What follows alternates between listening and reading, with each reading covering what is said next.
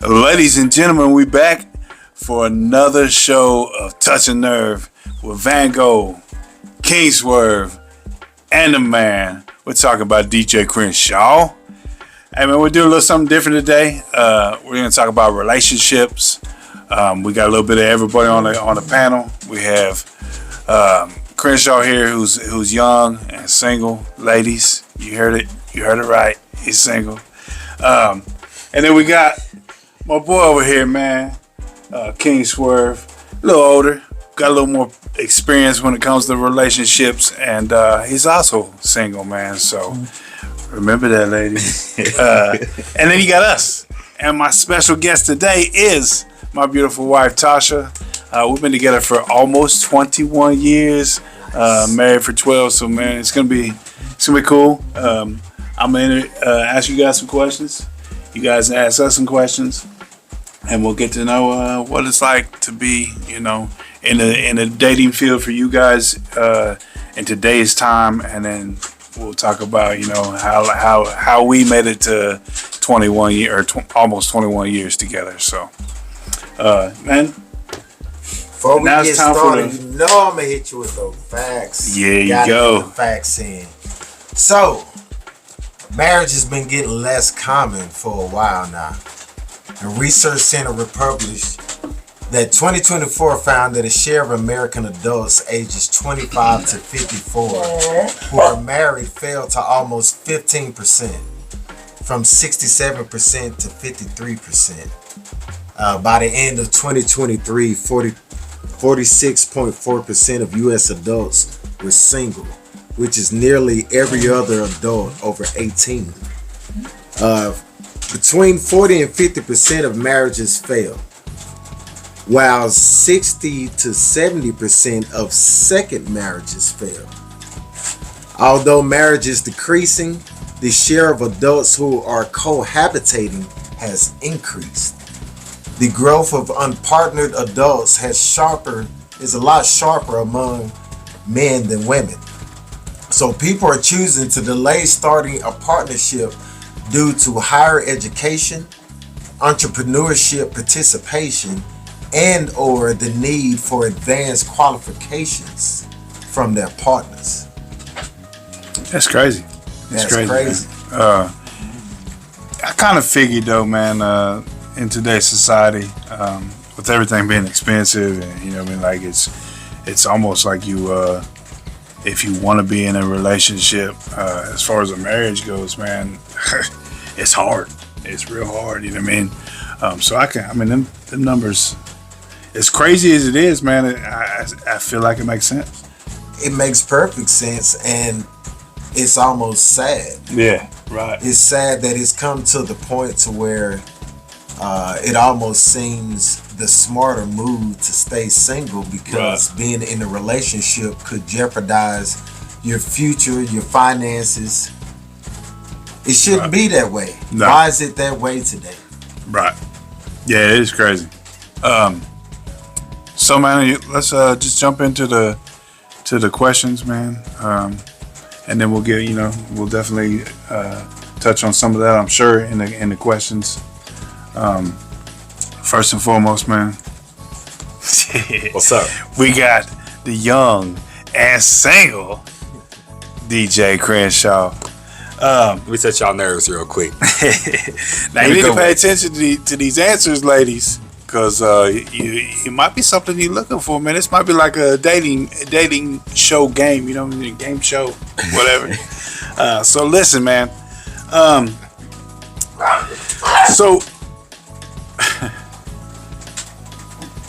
Sorry, we got a zoo around here, man. So you might hear some barking, some goat baying, there's a zoo in this studio, you know what I mean? So I apologize if you do hear any of that. So man, back to the questions before we was rudely interrupted by a little Winnie dog. And the goat. Yeah. Winnie dog and a goat, yes. Whole lot of goats in the building.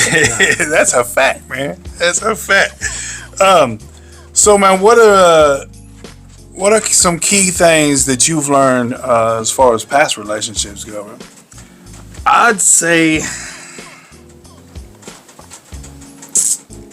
I think one of the top lessons for me was, ooh man, you caught me off guard with that one. I wasn't, man. These gonna be some hard questions, man. Like we gonna get. I'm gonna down come back to that one. Yeah, That's good. Yeah.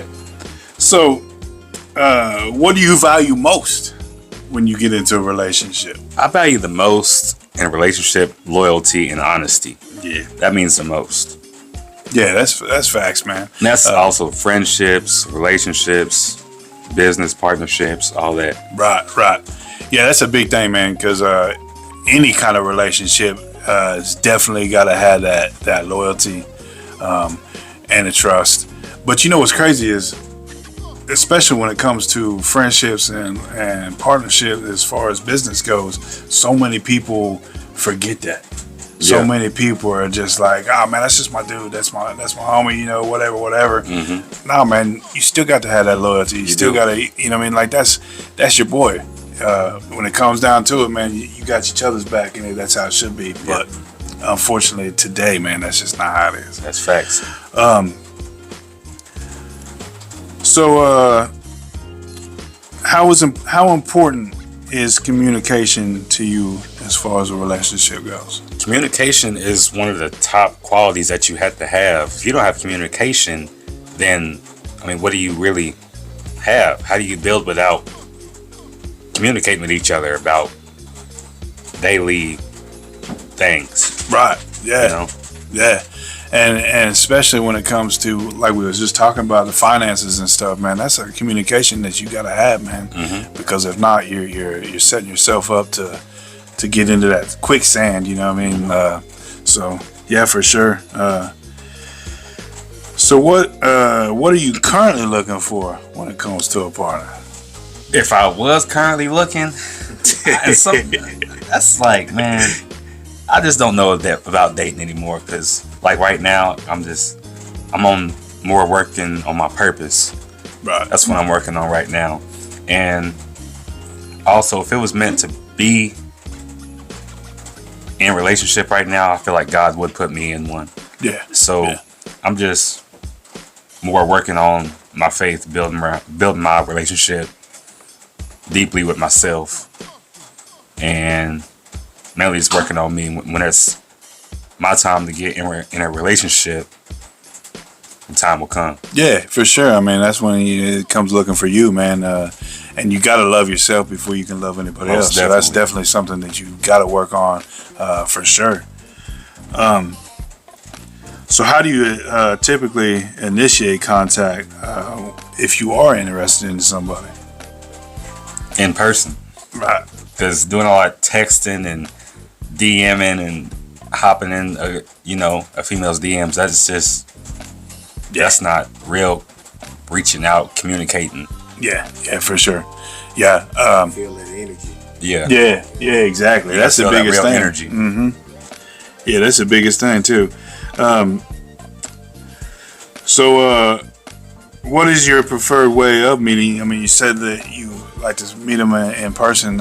So, do you like to meet them like at church or in a club or? Man, nowadays that's another thing too. In my generation,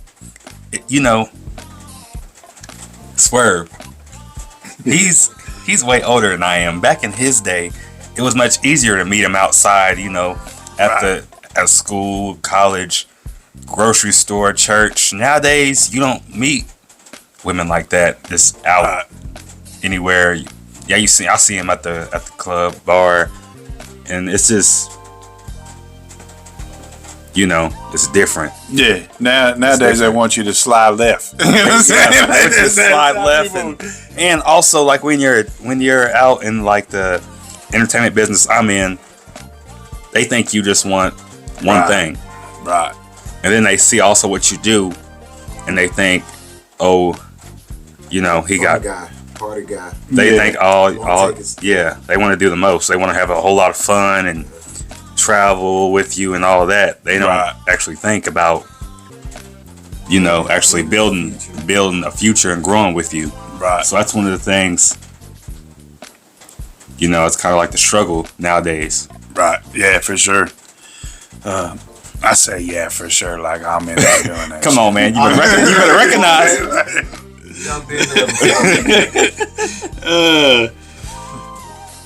So how do you handle conflicts when it comes into a relationship, man? How do I handle conflicts? And that's not only just a relationship with your female friends or whatever. That's a conflict as far as your business ventures, conflicts with your friends. I mean, that's something that I think a lot of us need to work on because so many you react on an emotion as opposed to thinking it out. So anyways, man, how do you work on it? That goes back to your other question. That's where communication comes in. If you don't have communication, then it just won't work. Right. It just won't work. You have to have communication for it to prosper and to talk about your issues so you can come up with solutions to those problems you have. Yeah, for sure. And that goes back to our last show, man.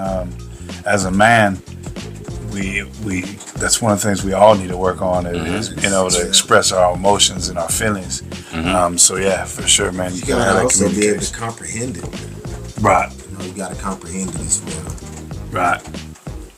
Delivery comprehension is the same.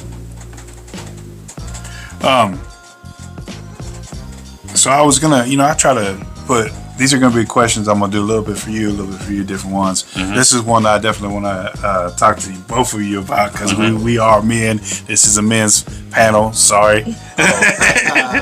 How important is physical contact when it comes to a relationship? It is very important. Yes, sir. It's very important. You gotta have physical contact.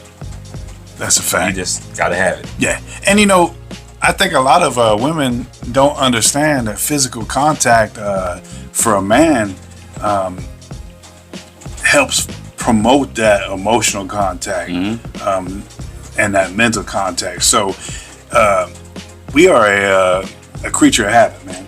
And for thousands of years, it has been only our job to repopulate this world, right? Correct. That has been our job, and you it's gotta just have intimacy, right? Yeah, for sure. And so, anyways, man, I just wanted to. I know you want to touch on it some more too, so I need to shut the fuck up. So, what are your thoughts, man, on compromising and making sacrifices in a relationship?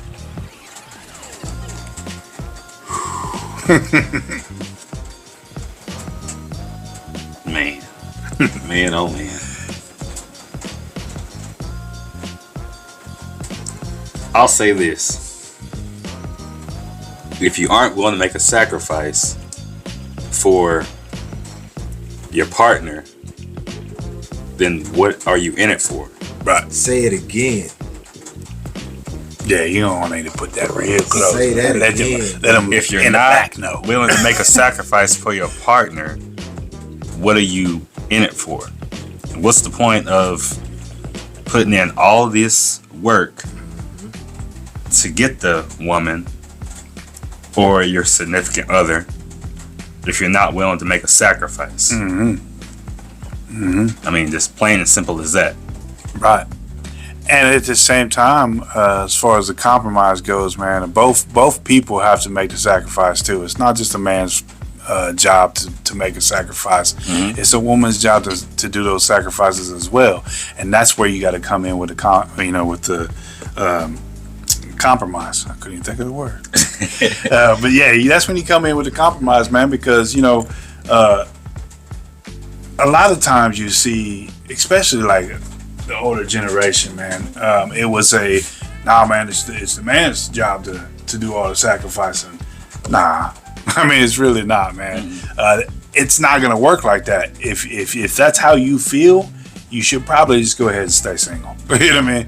If that's how you feel, you should probably just go ahead and stay single. Because when I hear people say, no, we're in a 50-50 relationship, I mean, that's cool. But to me, it has to be 100. Every day. For sure. It has to be. I mean, there's going to be days where it may be 80 here you know, and whatever. But the fact of the matter is, that's what you need to drive for. That's what you hope for. And both of you have to make the sacrifices and the compromises to put that 100% in for your other person. And it doesn't mean, I mean, that's man, woman, everybody's got to do it. And you just said it, that sometimes my 100 today might be 60%. Right. But I gave the best that I could today in my best effort. Right. And that always should be appreciated and recognized. Oh, yeah, for sure. And that tomorrow really makes a difference. Yeah. And it's maybe 60 today, but tomorrow maybe 150. You know what I mean? So, like, you just got to understand that, hey, I might have a down spot today. Shit, I might have a whole week where I'm fucking down. But just know that when it comes back to it, I'm going to give you more than what I can. You know what I mean? I'm always going to give you everything I got. So if right now I'm having an issue giving you 100, just know it's coming right back. You know what I mean? It's going to bounce back. That's why you have each other. Right. That's what a relationship is about. Right. So, man, do you ever think about having children in the future? And Of course. Of course. Yeah, you gotta leave. Because, I mean, as much as we want to, or some of us want to, we can't live here forever. So you gotta leave a blessing behind. Right. Yeah. Yeah, that's where your legacy comes in, man. Yeah. You know, We all have one. Yeah, for sure.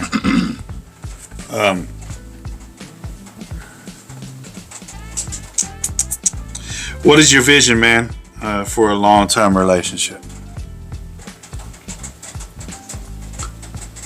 Whole lot of prosperity, growth in our own lives to accomplish our goals and dreams, help each other fulfill each other's purpose, and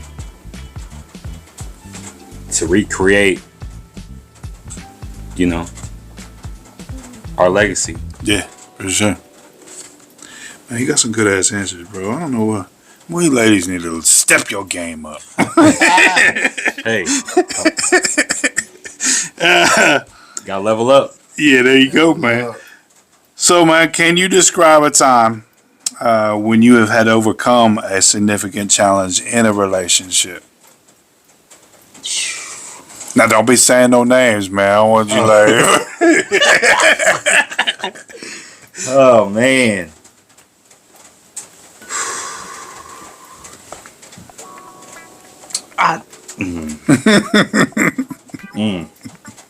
Ask that question again. Can you describe a time when you had to overcome a significant challenge in a relationship? I can. Like, man.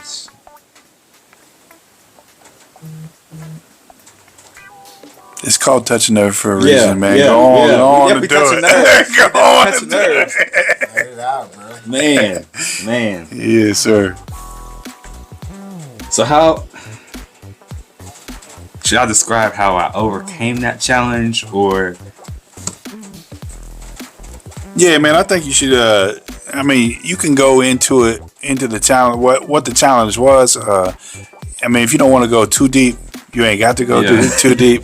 But just so that they know what you had to go through to overcome that challenge, and then go on and explain why, what you did have to do to go overcome that challenge. Just a word of advice. Yeah, there you go. For a group your age that's Yeah. trying to find their way in the relationship world. Yeah, there you go.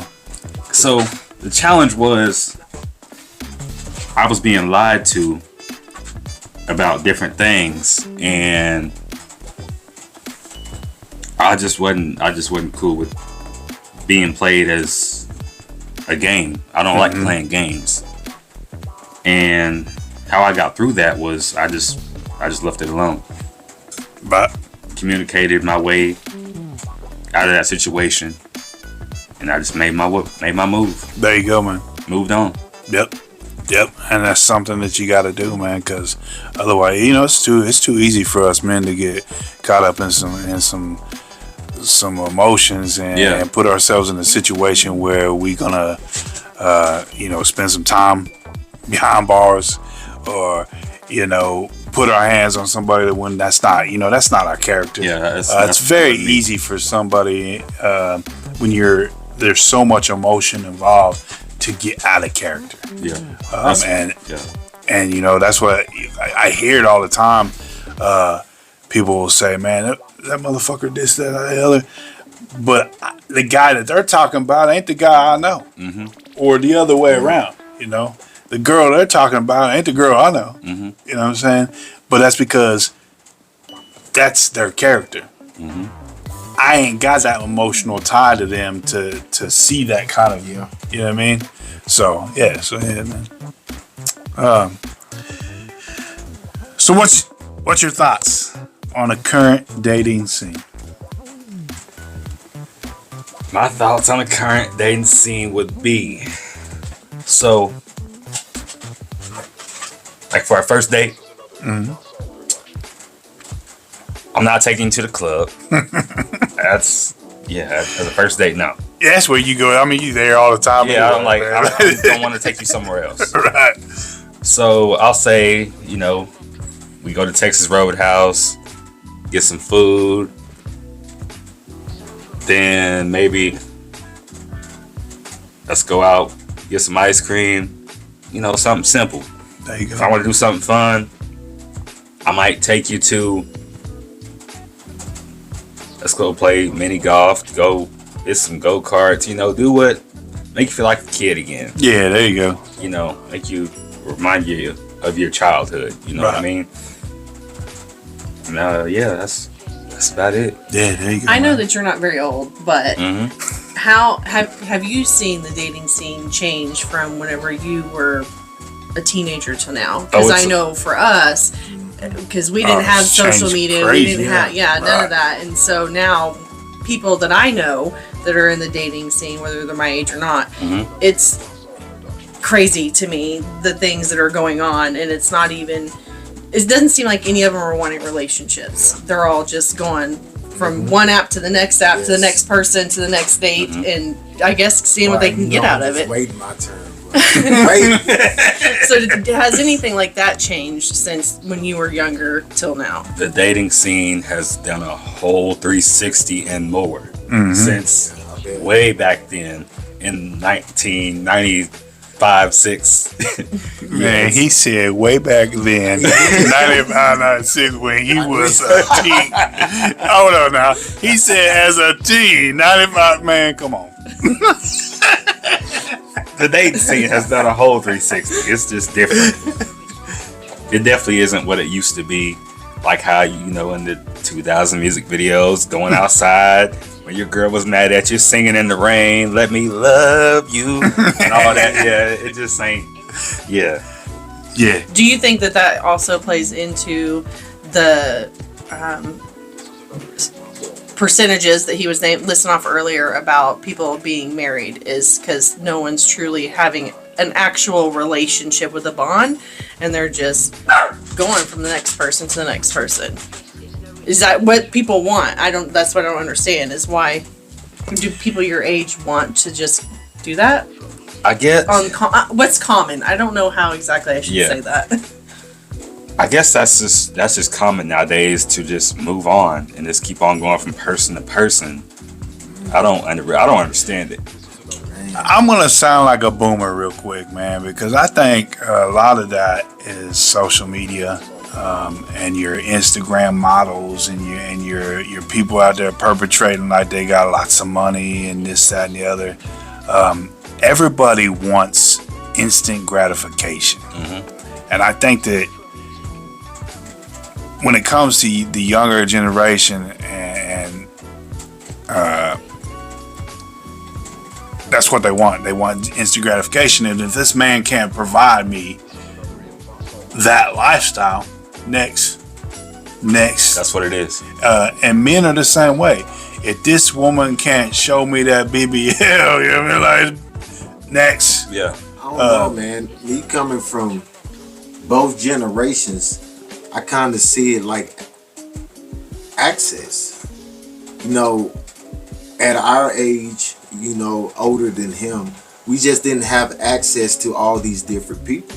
Right. You know, only people I knew were the people I grew up with, people I went to church with or went to school with in my neighborhood that I generally came into contact with. Now I come into contact with thousands and thousands and thousands. You do got so point. The idea of options, you know, I don't have to make it work with this person. I don't have to do all these extra things to make it work because I got all these people, thousands of people that if it don't work here, it can work here, it can work there, it can work there, it can work there. And we have this illusion that we have all this time to make it work somewhere else. So we go here and there and there. Next thing you know, 5-6 years done went by. You've been in 7 situationships. Right. And now you're thinking about that first person you dated. That man, if I would have just stuck it out with him, man, they was broke. I didn't want to be with them because they was broke. Now look at them. Now they balling. And if I'd have just stayed with them, we could have been together. Right. You know, certain things like that happen all the time. Yeah. All the I mean, time. it goes back to man. You fumble the try bag to build because you see right. a bag. You want this bird over here in your hand when there's 3 birds in the bush, and then you lose what you got trying to find something because the illusion of something better is always there. Right. Of course, you can always find someone better. You can always find someone looks better, sexually satisfied you better, got more money. You can always find them. But is it worth it, and will they be there for you in the end? Right. Yeah, for sure. And if you can't build a kingdom with them, and then I mean, what's the point? You know what I mean? Hey, you're trying to build an empire. You know what I mean? Like you had said earlier. So yeah, man, for sure. I forgot where I was going. Anyways, for sure. Oh, that's what I was gonna say, man. Is you're right. Now that you said that, man, yeah, you're right. What's crazy to me though is I can't even pick a restaurant, man. She'd be like, where you want to go eat? And there's so many goddamn options, so many choices I don't even want to pick. Yeah. You know what I mean? Like, so I can't even imagine doing that, you know, as far as a relationship or people goes. You know what I mean? That's crazy to me. But we've been together for 20 years, so I ain't got to do it. You know? Man, I appreciate your knowledge and I love the fact that you answered, man. You had some good ass answers. Like I said, man, some ladies need to step their game up because these ain't your stereotypical men over here. I'm not average. Yeah, there you go. Now to the one with a little more experience when it comes to relationships and trying to build something. And I know that this is gonna be a situation where we probably gonna touch some nerves. No, I don't mind. At all, because I know that you've recently got out of a really serious relationship. So I'm sure some of this is gonna be, like I said, some shit that's gonna touch some nerves. But that's what this show's about, man. Is you can be mad at the opinions, man, but you can't be mad at the facts. And so we finna dive deep. Let's do it. First, man, what are your non-negotiables when it comes to a partner? Non-negotiables. Yeah. What is things that you know what I'm talking about. Just like DJ Crenshaw said, honesty is number 1. Just don't lie to me. Right. You know, there's a lot of things that we can work through if you just be open and honest about it. Right. Trying to hide things and withdrawing information. A lot of people feel like maybe if I just don't tell them, I didn't technically lie to you, I just didn't tell you about it. Right. You know, that's still the same thing. Just being open, being honest. Yeah, for sure. For sure. you know, you can work through a lot of shit, man, if you just be honest. You know what I mean? And it's even in a relationship where you do got a lot of emotions, man. Honesty is a huge key to that. How important is communication as far as a relationship goes? That's another one of the questions I wanted to ask both of you. How important is communication for you? Man, communication is, if not one of the most important thing in a relationship. But just like I said earlier, communication and comprehension go hand in hand. Because there was a lot of times, say I'm a lot older, I've been through stages in relationships, and I'm glad and grateful that I took the time to evaluate myself in those situations and learn and grow from the past. But one of the things in my first relationship I would do is I was early introduced to marijuana, and I realized no matter what you talking, smoke me a joint, don't matter. You know, I hear you, but I'm not comprehending because I was altered in my thinking. And then it became a deal to where anytime she wanted to be emotional, just gonna smoke some weed. Right. Looking back on that, that was my biggest downfall in that relationship, because no matter how she was trying to direct the communication, it was my job as the other half to acknowledge and pay attention, not only to do something about it. Right. I did nothing because I just got high. Yeah. So I felt like not arguing back was the key. But the key was to find another way to communicate. Right. That way we both could communicate together and be respectful. Yeah. Yeah, for sure. For sure. And see, there we go, man. This is what I like, because we can take accountability. That's one of these things I like about this show, is not only we touching nerves to other people, but we touching nerves for ourselves too. You know what I mean? Like, this is stuff that we sit here and have these conversations, and then we think about it, and we're like, damn, you know what I mean? Like, shit, maybe it was, maybe I was the situation. You know what I mean? Like, so, no doubt. Yeah, for real. So, what are your views on commitment? Views on commitment. Commitment, and see, when you asked me the first question, and I said honesty, I started to say loyalty too, but I thought loyalty and honesty should go hand in hand. They should be the same thing. Facts. So commitment and loyalty and trust is one of those things that has to happen. Like, it's a must. I have to be able to trust you. You got to be able to trust me. Without trust, it's not going to work. Right. So if you're not committed to me, there we are. Yep. Very true, man.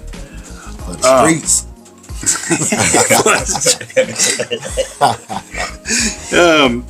So speaking of for the streets, man, what are some red flags that you look out for when you on a date?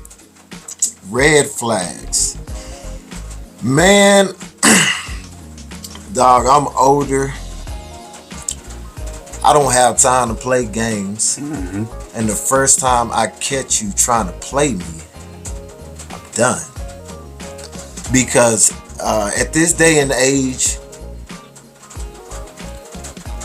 I'll never forget I did an experiment. I didn't have a girlfriend. I wasn't dating nobody or anything. It was just a very annoying young girl that would not leave me alone. So I told her, you know, I heard somebody say it and I wanted to be as play as they were. So I was just like, look here, I got a wife, a girlfriend, and a woman on the side. Where do you think you're going to fall in? And she told me that she would get in wherever she could fit. You know what I'm saying? And for at that moment, at that moment, I was blown away. Right. Because I was like, being an adolescent in my younger years, young men, we've all been through that stage where we've lied. You know what I'm saying? Baby, I love you. Girl, you beautiful. You know what I'm saying? We would tell them whatever they wanted to hear. It's a whole gremlin. Man and a half. But look here, as an adult, as an older man, I don't have time to wow you with all these lies and stuff because I have direction of where I'm going. And if I'm dealing with you, I feel like you're a part of that. Mm-hmm. So I'm going to communicate that. Otherwise, I'm going to communicate whatever it is so there's no miscommunication in the end. Right. I mean, at least you was honest. You know? Yeah. But yeah, that's crazy. Because these days you got people, they're into their careers. Mm-hmm. They've been hurt. They don't want to go backwards, whatever. So have you. So they just want a partner. Mm-hmm. Mm-hmm. That's where you get all the lies, Mm-hmm. the selfishness. That's where all that comes in because people get lonely and they get bored. Yep. And the first thing they want to do is find something to do. Mm-hmm. And I'm not your something to do. Right. Yeah. Did you give all girls something to do? Well, kick rocks. That's what I gave her. Yeah, kick rocks. Kick 'em. Shit. So, do you have any deal breakers, man, when it comes to dating?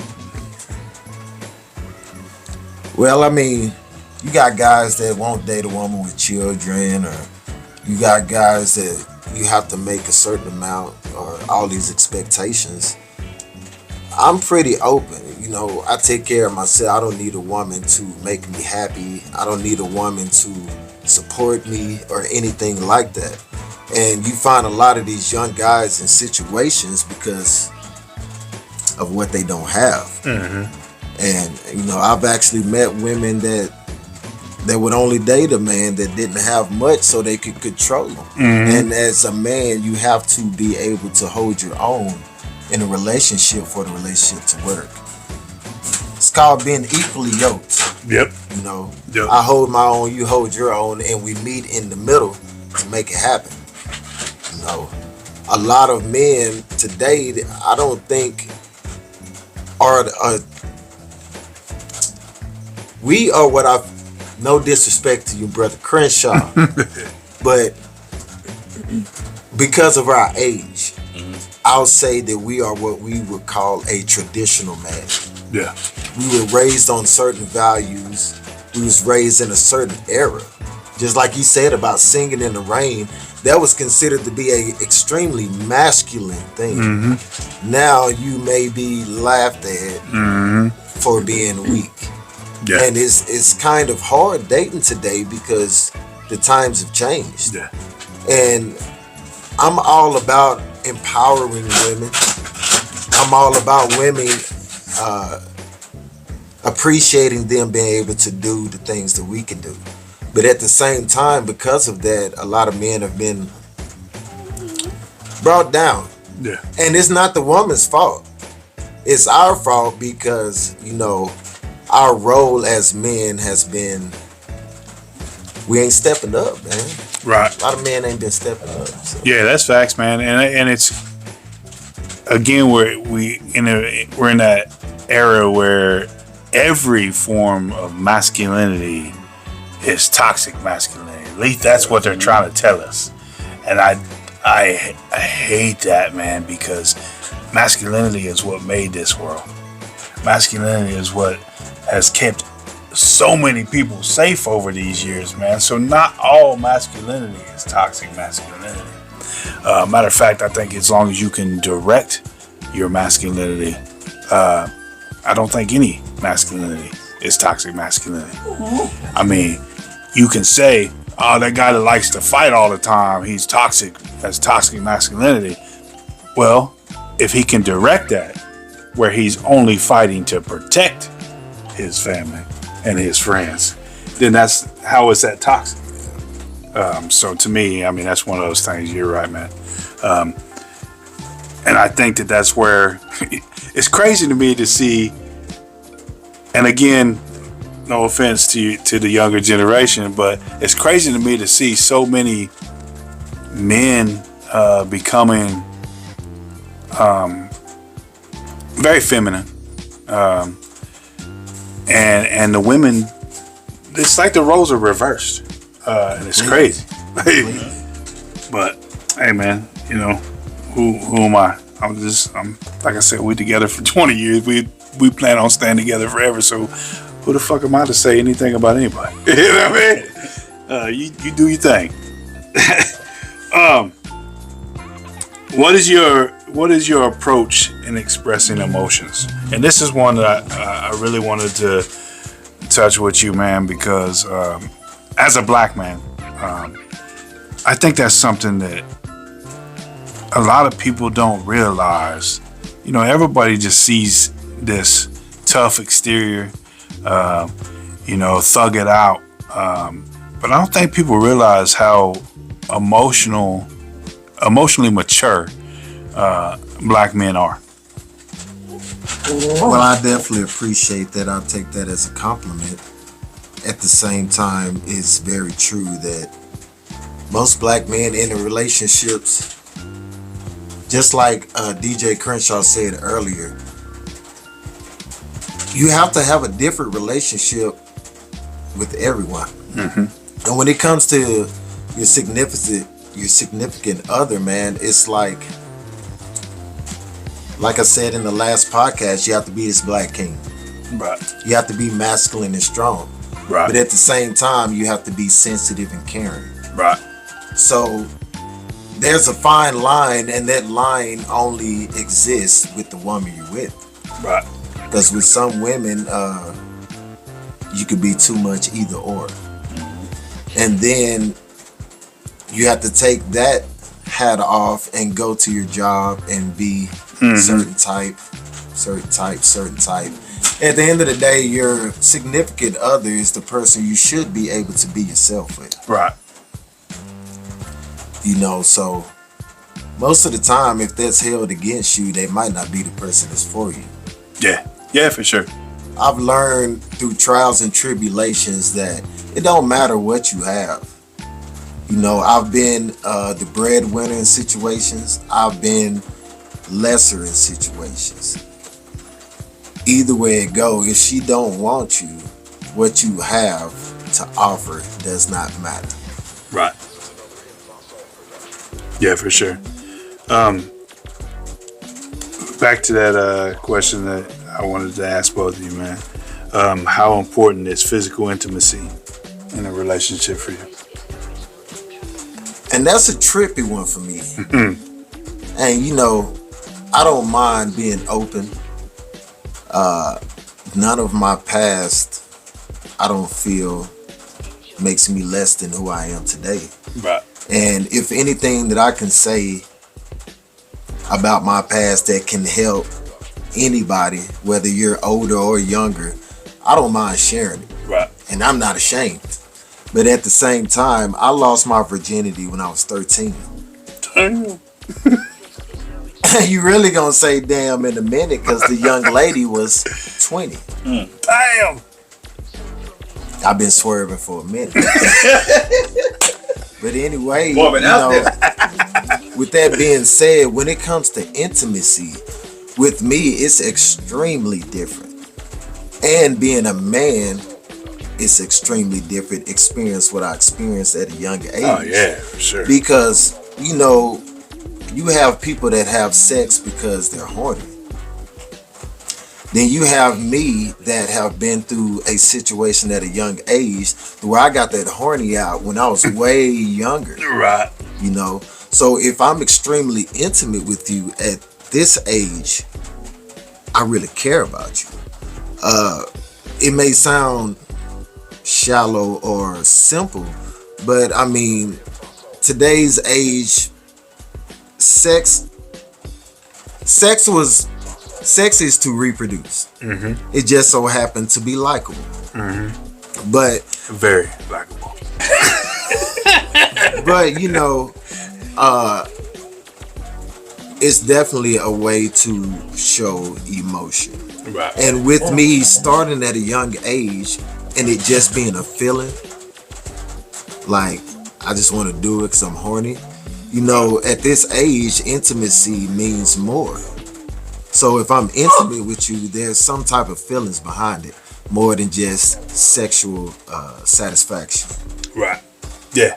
But it's extremely important because without that intimacy, I feel like you don't really care about me. Mm-hmm. That's facts. And if you ain't, you know, who you dealing with? Because we all have a need to be satisfied. Yeah. Right. Right. Yeah, for sure, man. And that's one of those things, again, we were talking about. I think the physical intimacy definitely brings in, it allows us to connect more emotional. But at the same time, right, you said, that's something where I mean, there's a connection. You don't, right. You know? And anytime there's sex and intercourse, there's an instant connection. It may last a couple of days, it may last 30 minutes, depending on how we're getting along. Right. But at the same time, at that moment, you can feel the connection, and it's rejuvenating. Right. Yeah, it's almost like your legit souls have intertwined. Yeah. You know what I mean? And if you can't, like, it's hard because if you're not trying to or you don't want to be physically intimate with me, then I start to get insecure with my own goddamn shit. You know what I mean? And then you're like, well, fuck. Is it because I stand? Is it because I love you? You know what I mean? Like you start, and then once you become getting in your head and you start being, what's that word that I just said? Insecure. Then when you start getting insecure with yourself, man, then that's when it starts a whole new list of problems, man. Because as a man, if you become insecure with your own physical self, man, then you're, again, like I said, you got to love yourself before you can love somebody else. And see, that also comes in a lot of different ways other than just physical sex. You know, I am a lot older, and my sex drive isn't like it is when it was younger, for several different reasons. Not because I'm not physically capable, because I got things to do. I got things on my mind other than having sex all the time. So, running my bath. Yeah. You know, laying my clothes out. And I do the same for you. Those type of little intimate things keep the relationship going. It keeps it spicy. It lets me know that you care about me. Most of all, you're thinking about me. Right. When somebody know that you took the time to show me any type of appreciation, most of the time they'll go further for you. Right. You know, so. Yeah, for sure. Important. Yeah. Oh yeah. The small thing. Yeah. It's important. And it also is important to reciprocate that too, man. I mean, if you got one person doing all that, that's exhausting. Yeah. Then you're just like, man. And like you said about back in the day, unfortunately, things aren't like that anymore. You know, a lot of women bring up that men aren't providers like they used to be. Times have changed. If gas was still 30 cents a gallon, men would still be providers the way we were back then. Times are hard, and it's getting to where you really have to work together if you want to make it together. Otherwise, just like the famous saying, I can do bad all by myself. And that's gotten so popular that people just aren't willing to risk, especially at my age. When you've been through so much and you've built yourself back up, you're less susceptible to want to date and risk losing it all again, starting over, being in a reciprocating emotional situation. Red flags. Everything's a flag. I don't like the way they was chewing. You know what I'm saying? You know, I've heard it all. Oh man, the way they just sighed earlier. That could have been the one that was for you, but because you're so emotionally exhausted, you don't even want to try sometimes. Don't even want to try. So, it's a lot harder dating at my age. Because you're set in your ways. You're not willing to waste time. I don't have no time to waste with you. So you wait longer to find exactly what you want, but we fail to realize there's no one perfect. Right. And that's where we drop the ball being older. Mm-hmm. We fumble a lot of good people because we want that perfect person. But most of the time, we're not even perfect ourselves, or can afford to pay a bond on the person we want. Yep. So how do you balance your own needs with your partner's needs? By communicating. Mm-hmm. You know, you got to communicate. That's the bottom line. I don't know.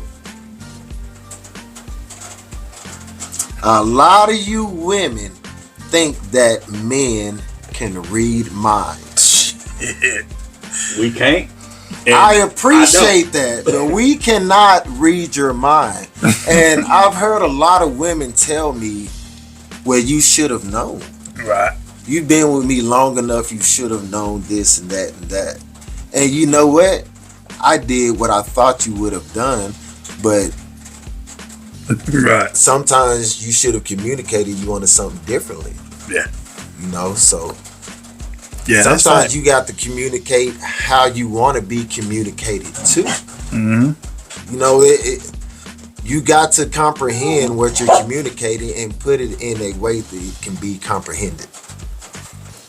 So, do you want to pause it? You can cut this out, and you can take. Can you take Allie upstairs, please? You can put her in my room. Oh, we ain't cutting it out. It's all natural. Raw and uncut. Raw and uncut. That's right. We got parakeets. Thank you, Blake. Yeah. Sorry, it was. Nah, Back to the show. So what's your thoughts on living together? I mean, this is one of those old school, what we just talked about. What's your thoughts about living together before marriage, or before really getting deep into a relationship? well, I mean, Because I know some people that be together like 2 weeks and they already, shacked up and playing house. well, I don't think there is a time frame on being an adult. Right. My first real relationship, I saw her at the store one day. And I told the individual that I was with that she's going to be the mother of my child. And sure enough, I got a 20-year-old son with her. And we were together several years. Same with my second child's mother. First sight, I saw her and it was just an instant connection and it just happened. So I don't really believe that there is a time frame. I think that when you communicate what you're doing and you're honest about it and open about it, and you're both moving as one in the same direction, that's the most important thing. Direction is way more important than speed. Yeah. Way more important, because look at how many people have been together 15, 20 years and aren't married. Yeah. Are in the same place. Hadn't went any further than people that have been married within 6 months. So I don't think that there's a time frame. I don't think that, as a man, I've had bad experiences living with a woman. It was because I didn't have financially what I needed to survive without living there. Right. Not saying that I needed her to survive, but at the same time, I couldn't just up and, burn off and do me and whatever. It's one of those situations to where we needed each other, so. Yeah. How important is financial compatibility to you in a relationship?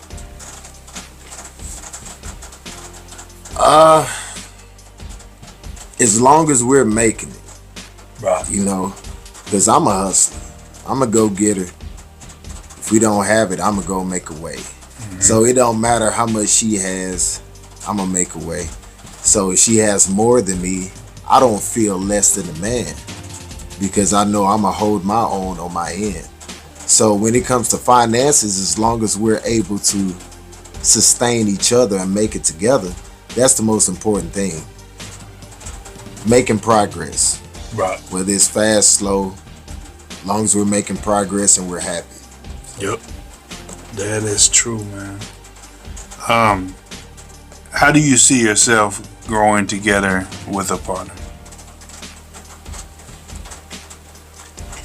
What makes two people in a relationship grow as one? Understanding that we're headed in the same direction with the same goal. Just like I was saying earlier, it left my mind there for a moment, but I'm glad you asked me that question because it brought it back. And just like staying together, that is the end goal. Whether it's 2 weeks from now, 2 years, 20 years, if I'm with you, the end goal is for us to be together. That's why I see posts, I hear people say, you have your house, I have my house, and we date, blah, blah, blah. That is the main woman I would never date. Because you're selfish. Yep. Yep. You selfish and a whole bunch of other things if you want to have a single life and still have a man when you need it, and vice versa. I feel like that unity. There's no unity if you're not together.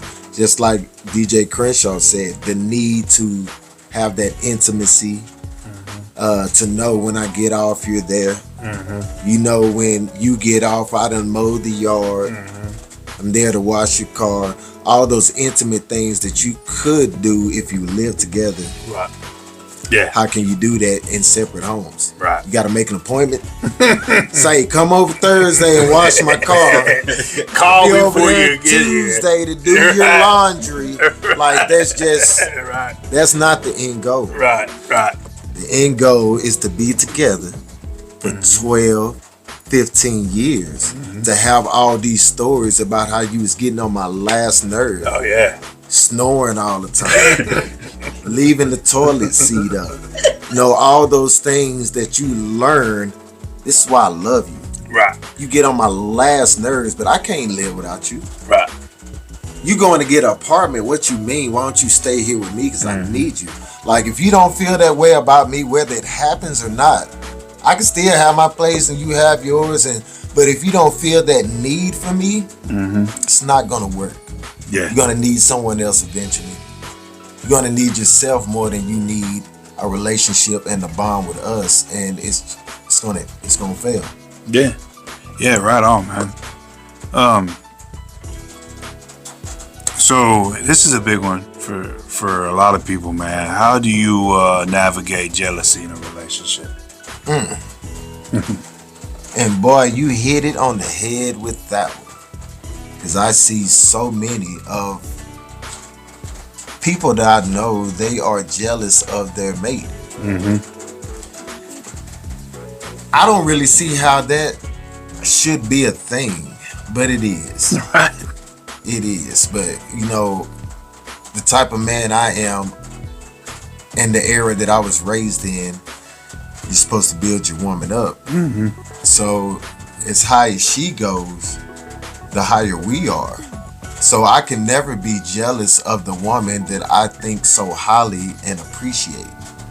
And if a man feels that way about you, then you are definitely with the wrong one. Oh yeah. Because if that man doesn't admire every single thing about you, even on your worst day, he does not love you. Yeah, that's fact. He's there for whatever beneficial reason other than love. He may love you, but he ain't like deep in like. Yeah. Nah. He like, loves don't something about you. He don't love you. He loves Thank something you. about you. He loves something about you, but he's not in love with the entirety of who you are. Right. Yeah, for sure. Yeah. So this is a big one, especially if you like like I'm into zodiacs and shit like that, man. So what's your love language, man? I think this is to me, love language is something key, man. That we need to. That's again the communication, man. Because everybody got their own love language, and there's a lot of people got a mix of several. Yeah. So, man, what's yours? Ladies, here you go. He about to hit you with it. Love language to me is the small detail. Because I'm the type, and I love and hate this about myself, I pay attention to everything. Everything. And 100% of the relationships I was with, from what I was told, a lot of the women I was with, they admired the fact that I paid attention to what they like, and they appreciated me going out my way to do the things that they liked repetitively, you know. And I don't think, I mean, everybody has their own, like you say, their own way of loving someone. Everyone thinks differently. So I've learned to not expect what I give, but at the same time, when I see that effort, because I'm an extreme giver, you know, sexually, financially, physically, whatever it is, I like to know that I did that. She over there smiling, look, I did that. You know, whatever, you know, those good feelings, I like to, you know, be the one. Right. I like to know this is why you chose me, and show you every chance I get that I'm the one for you. So if someone even does a fourth of what I'm willing to do for them, I'm going to do the same. And once you show me that you're willing to do those things, Right. them levels just gonna start unlocking, and then those layers at the same time. Most men, they got to keep that guard up. So once you show us that we can be that emotional, soft, genuine person that the world keeps us from being, Right. that's why On we a choose. daily basis. That's why we choose the woman we choose. That's a fact. So we can, you know, be vulnerable. Right. Every day we have to wear this shell, you know, this man armor.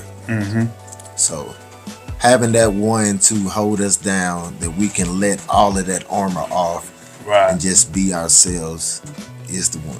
Yep. It's the one. Big facts right there, man. Man, this is gonna be one of the ones that might touch some nerves. Have you ever been cheated on, and how did you handle that?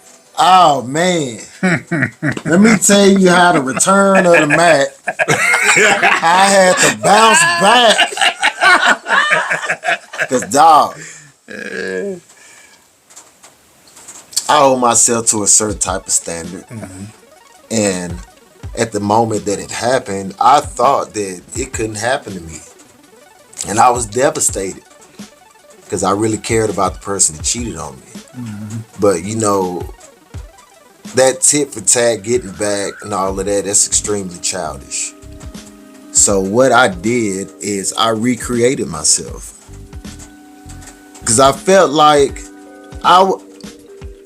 I'm glad I'm not an insecure man. Right. It hurt my feelings, Right.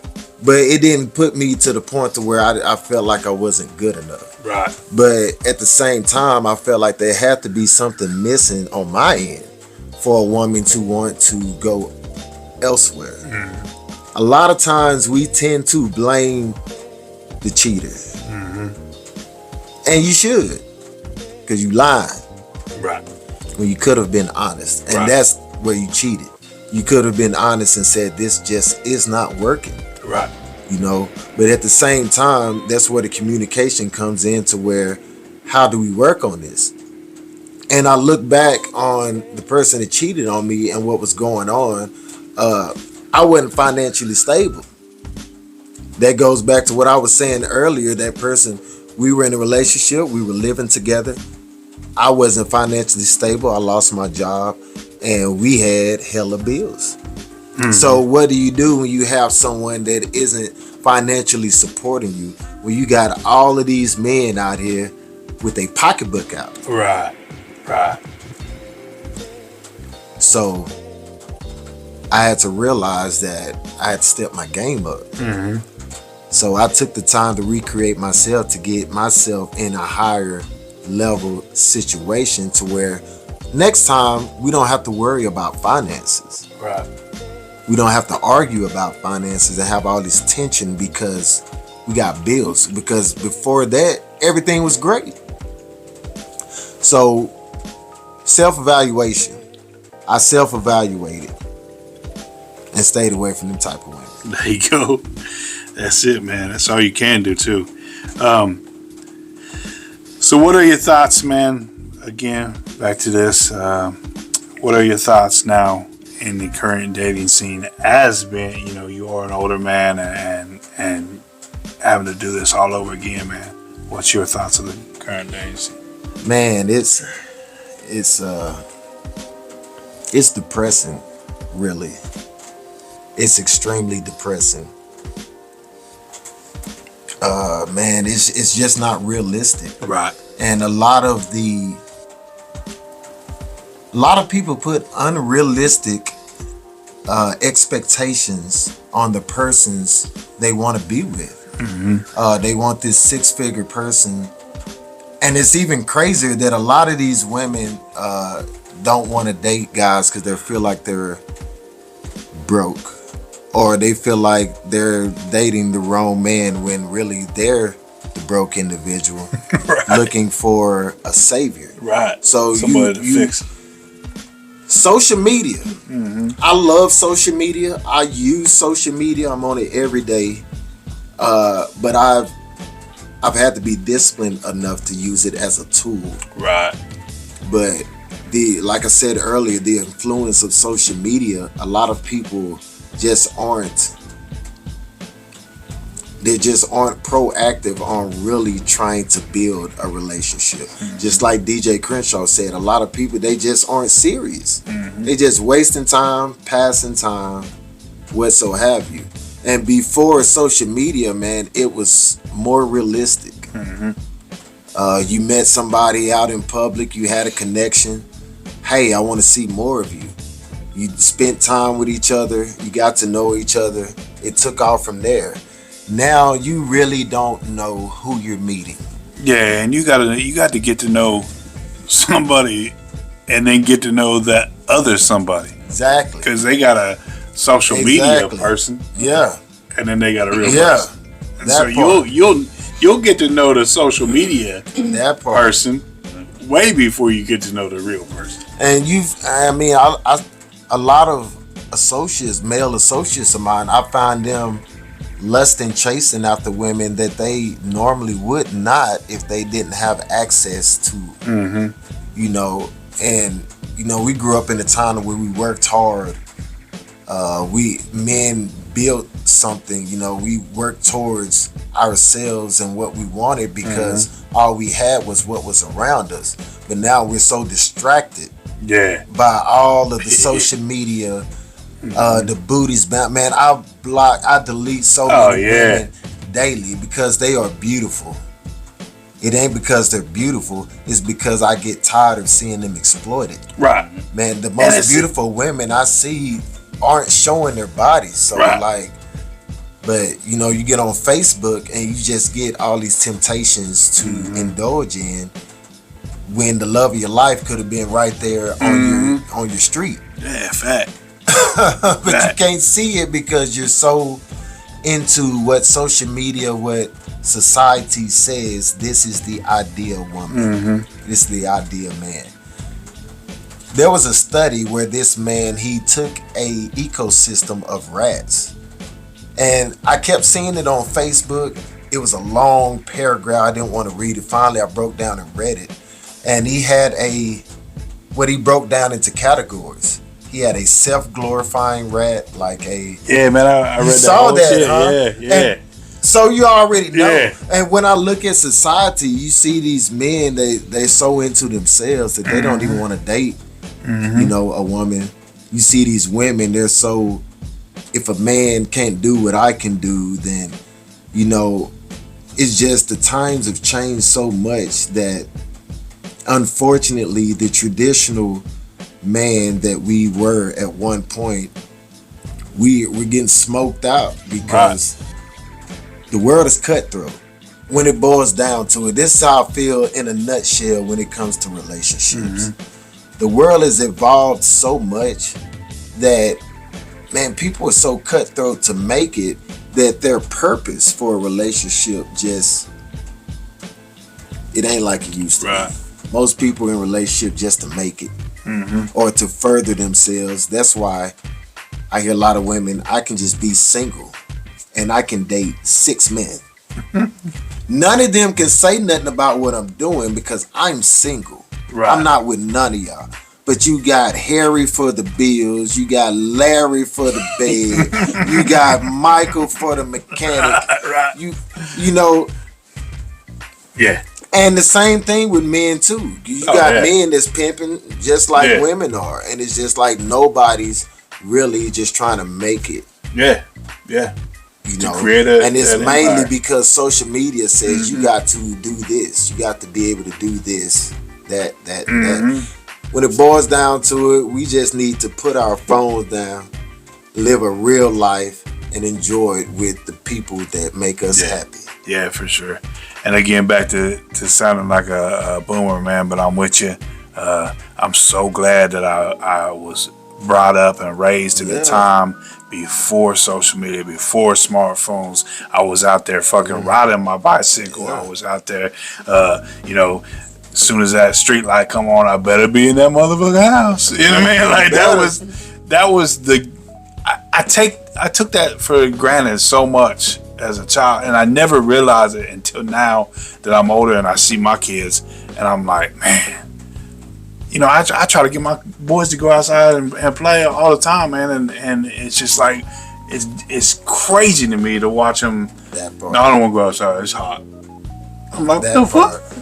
Yeah. And see, growing up, I saw my grandfather, I saw my father, and this is such a blessing that you get so many people that tell you and give you advice, but I was actually there to see it in real life. My grandfather and father, they weren't talkative people. Right. You know, they very seldomly raised their voice. You know, they talk, everybody shut up because they hardly ever talk, and they didn't talk over a whisper. But when they talked, they spoke with genuine emotion. And I thank God that I grew up in a time to where men could be emotional and still be considered masculine. Right. And, you know, that was when communication and making it together was a whole nother realm, because you had a lot of things going on in the world. You didn't have all these different outlets and stuff to be able to self-uplift. So to have a core and a family was the goal back then. So the values of the household were completely different. The respect in the household was completely different. The things I saw my parents and grandparents do are extremely thinning and becoming extinct today. Yeah. Becoming extinct today. And I think that, you know, if we went back to the old way, which is actually caring about each other more than we care about ourselves, then things would be a lot better in society as well as our own households. Oh, yeah. Because that's where you get all the jealousy from. Like, how can you be jealous of the person you're supposed to be living life with? You know, that's just crazy. Yeah, you're right, man. You did right. Man, that's all I got on the questions for y'all, man. So I guess now it's time for us to be in the hot seat. Nice.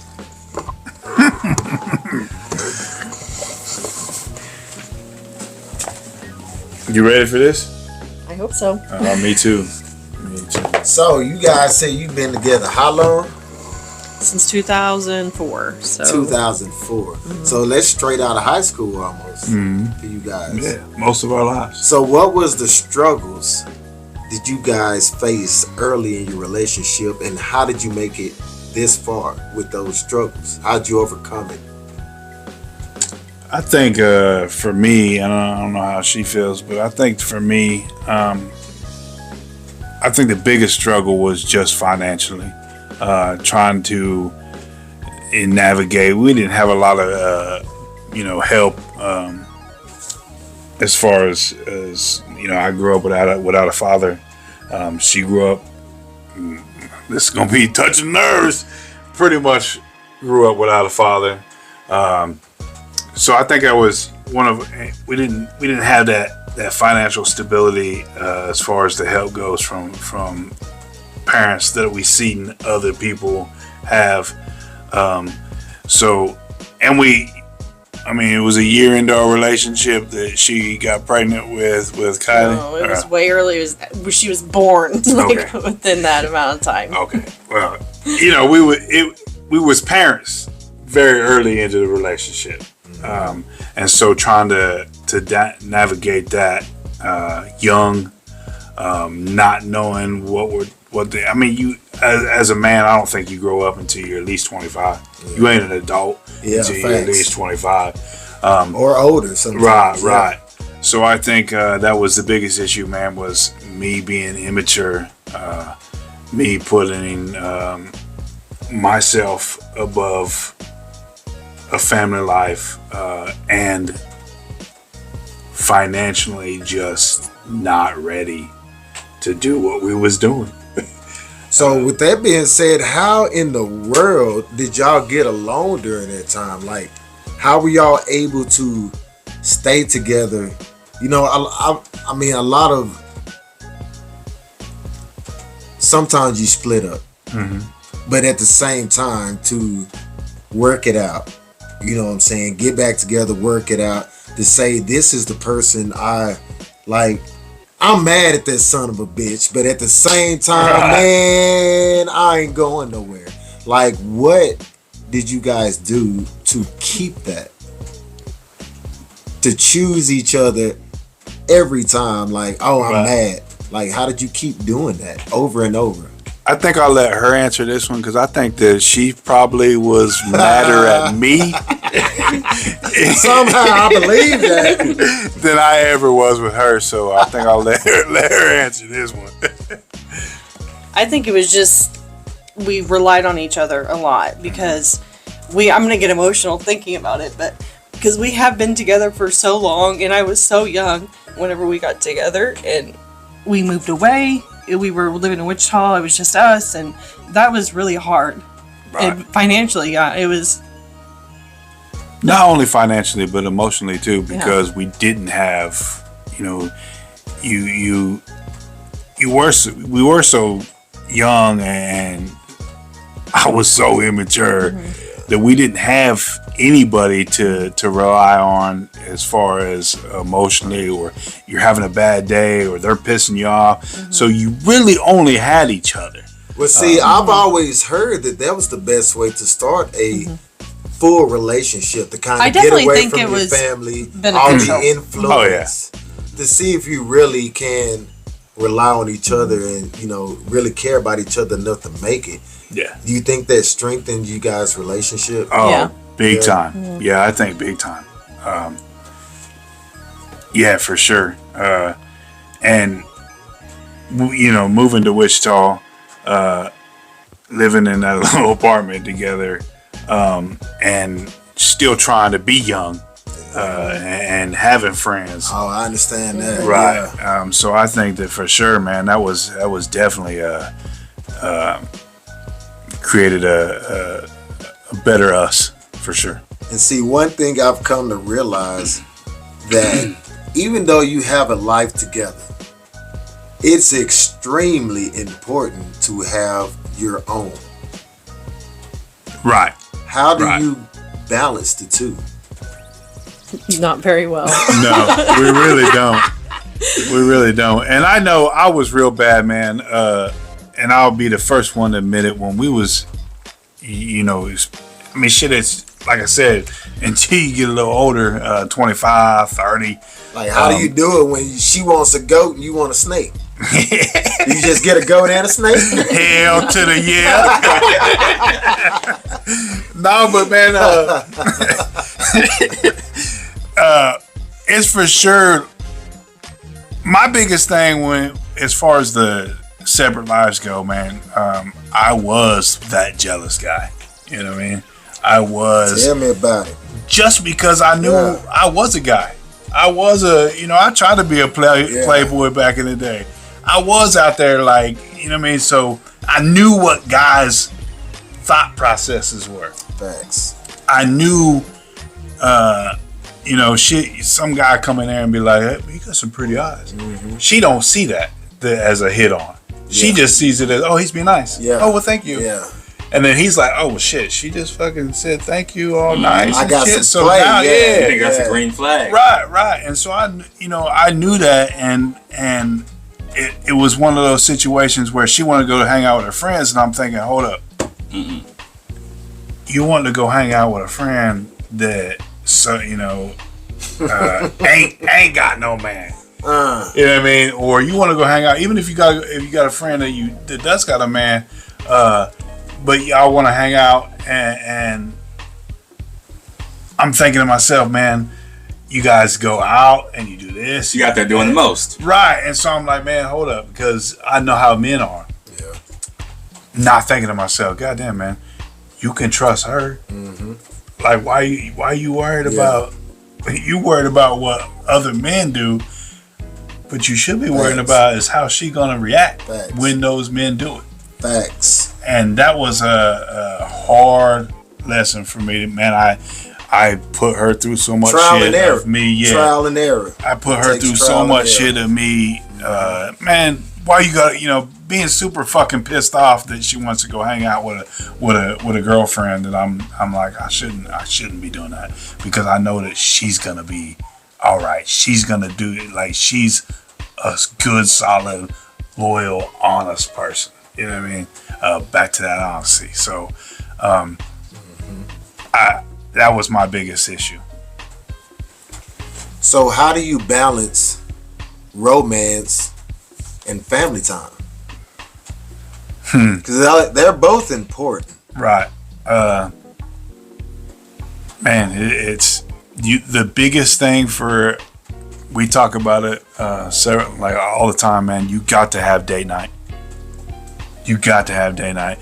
We love our kids to death, man. We love spending time with our kids, but at the same time, man, if you are only a mom or you are only a father and you lost, it's exhausting. Yeah, you'll lose yourself, man. Mm-hmm. You'll forget that I'm not just a dad. I got my own fucking wants and needs and desires. She's not just a mom. She's got her own wants and needs and desires, and hopefully we are that for each other. You know what I mean? And so if you don't have date night, man, I'm telling you, we really started prioritizing date night. Right. I would say probably really recently, in my opinion, like within the last 10 years or less. Okay. And it just kind of, you feel yourself growing apart, and so then we prioritized that, and we made it, we are going to go out on a date night every week. It doesn't matter, it's part of the budget, we're going out for date night. And I think that really helped us come back together, and it's very beneficial even now. I mean, even if we don't do anything besides go ride around in the car, we may have our own touch and nerve conversations in the car as part of that as well. It gives us the opportunity to really talk about things. And so basically you're saying communication and intimacy goes hand in hand. You need them both pretty much the same in a relationship to make it. Yeah, for sure. For sure. Yeah. So, do you guys believe in gender roles in the home? Man, I feel like that's kind of a back and forth one, because I personally am like, that's a man's job. I want him to mow the yard. I want him to take out the trash. I want him to. I don't want to go out and mow the yard and weed eat. I'll mess the mower up. I did it. So she sure did. Man, you want to talk about some sparks, boy? It wasn't between us. It was between the mower and the curb. So yeah, no, I definitely think that she's right, man. It is a back and forth because I think that.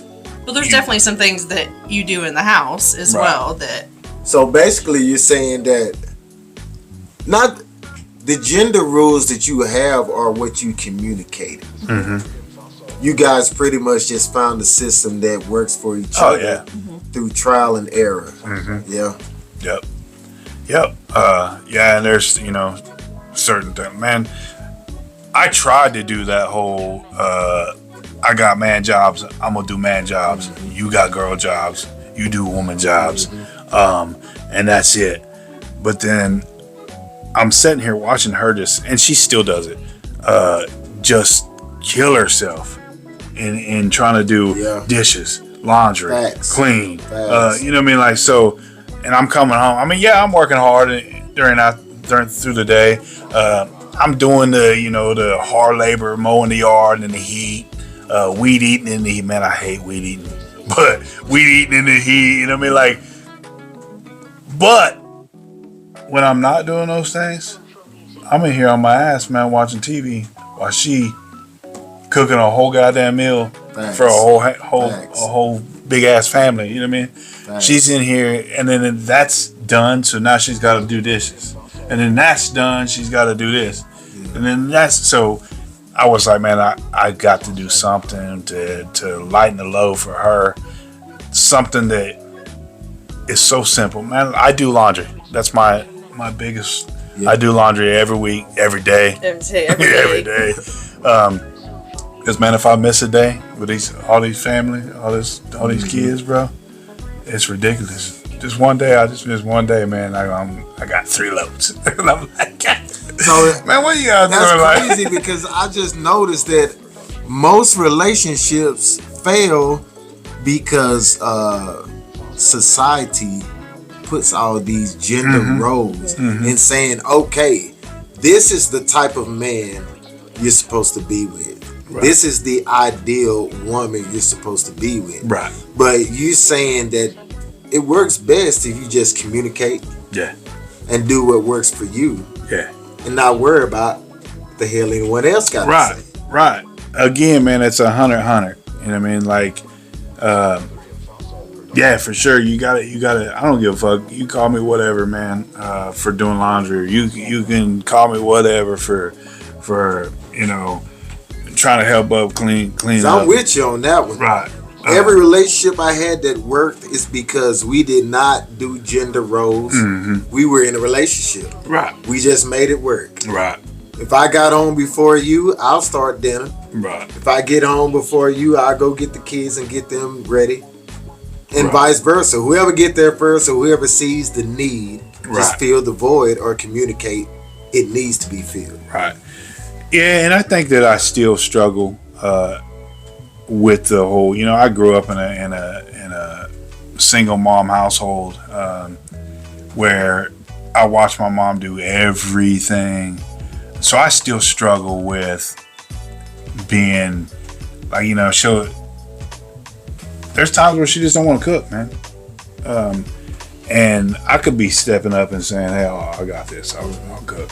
But I don't. You know what I mean? Like I sit there and I just let her struggle with not wanting to cook. And then she's, what do I make? Do I call a pizza in? Do I do this? Do I that? And so I think that there's a lot of things I do with still trying to be in that same environment that I was raised up in with the gender roles. So yeah, man, it's definitely something. I feel you with that one. I don't know the full history of your parents, but I know it was kind of the same with me. Both my parents were there, but at the same time, they were divorced. So I was able to see what it was like to be in a single parent household, even though my father was very active in my life. So my mom always had this general of what she told us how to be with the woman, So do you feel like growing up without a father there, how did you struggle with being that man of the house? Did you just follow, or did you feel like the advice and what your mother raised you on was enough? Or did you feel like there was a void that you had to learn through trial and tribulation on your own? Man, I think that there's still a void.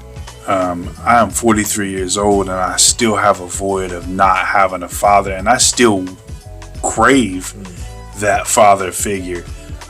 We just had some issues with our pipes and shit, and the guy comes to fix the pipes and I'm following him around. I literally told him, trying to learn something. I'm not trying to get all up in your business, but I never had no dad, so I'm just trying to, I don't know how to do any of this shit, so I want to look, I want to watch, I want to experience. Facts.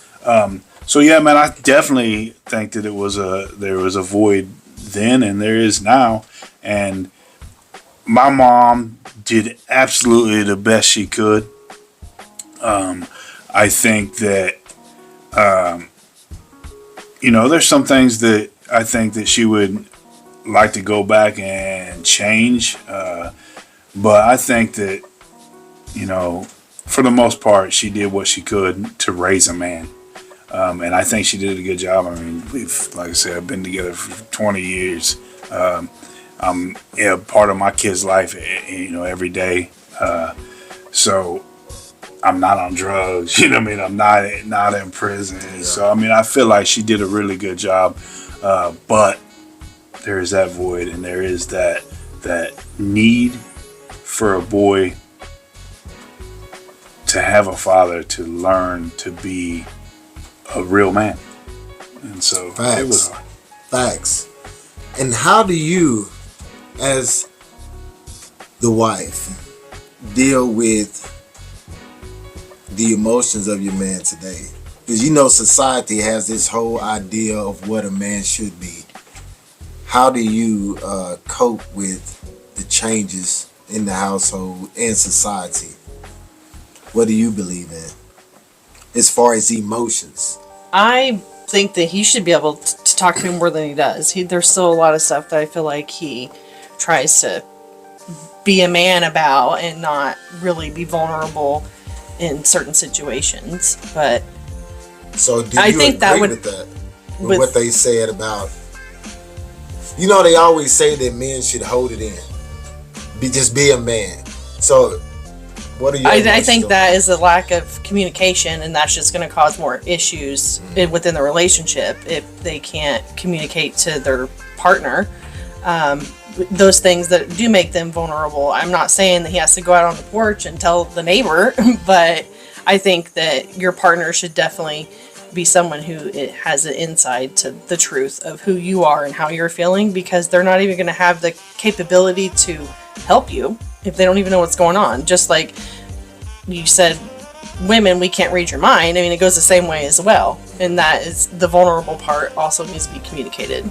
Yeah, and I will say that I do struggle with that, being able to share my emotions, because the only emotion I've ever known how to share was anger. Yeah. And so it's definitely an issue. I've been trying my hardest to work through that. I know that she's told me that she's noticed, changes as far as that goes. Especially with the kids, man. That is my biggest thing, is to try to work through anger when it comes to the kids. I was so quick to snap or to, argue, fight,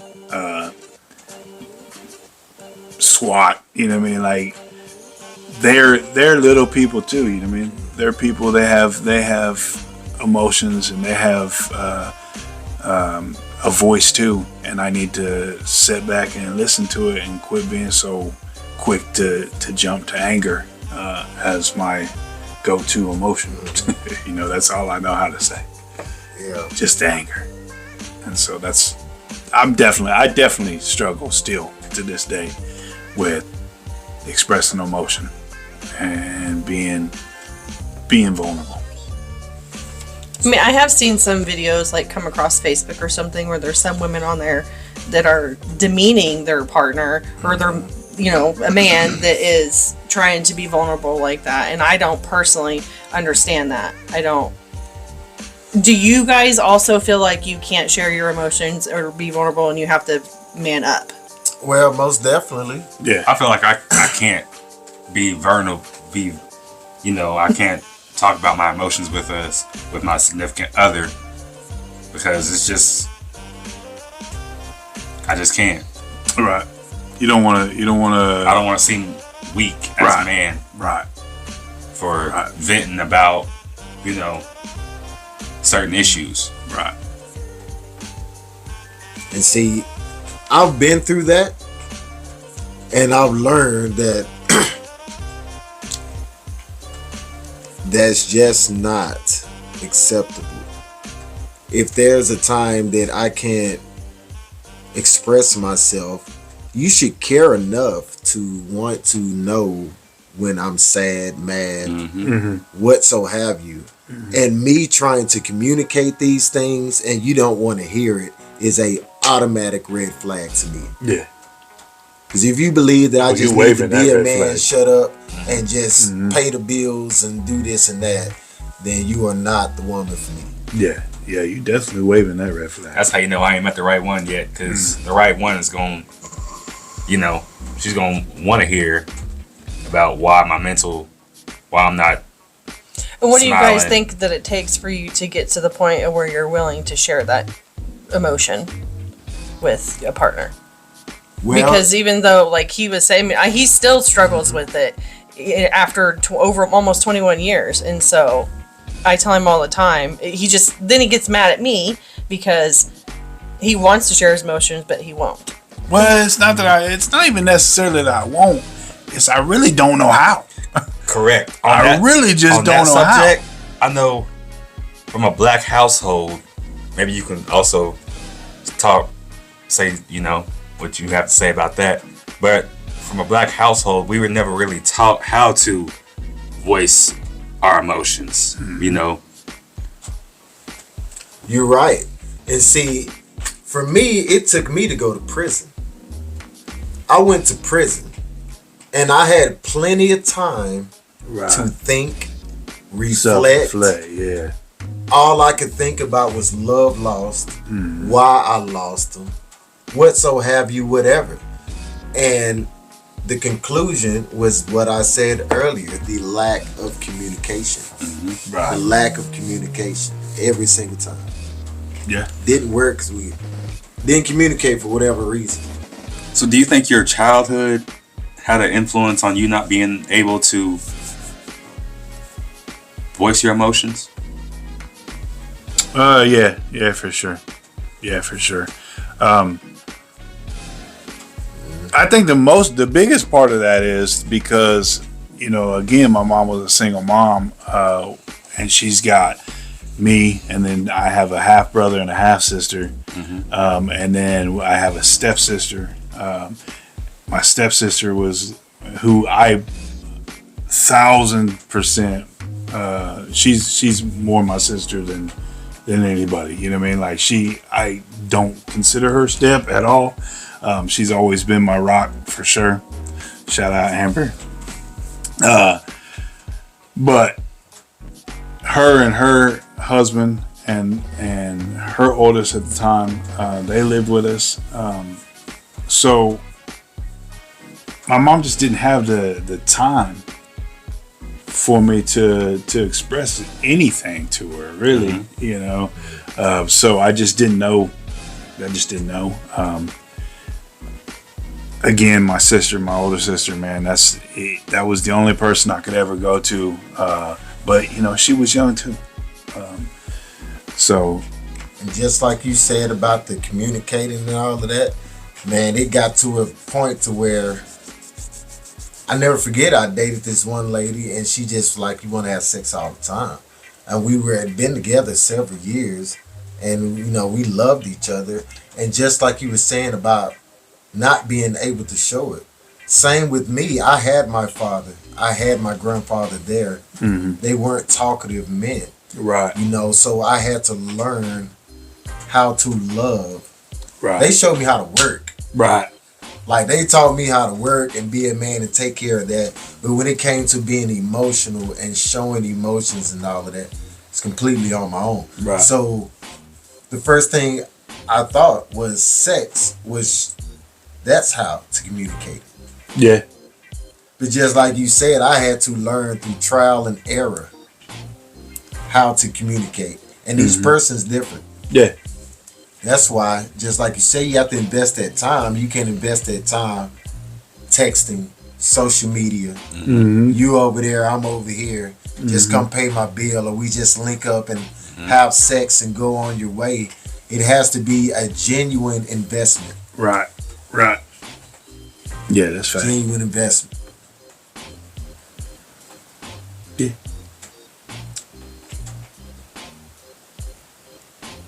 Yeah, man. So, my next question for you guys is, how do you, how do I really word this question?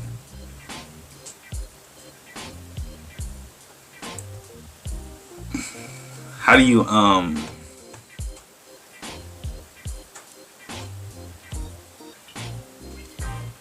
so the problem doesn't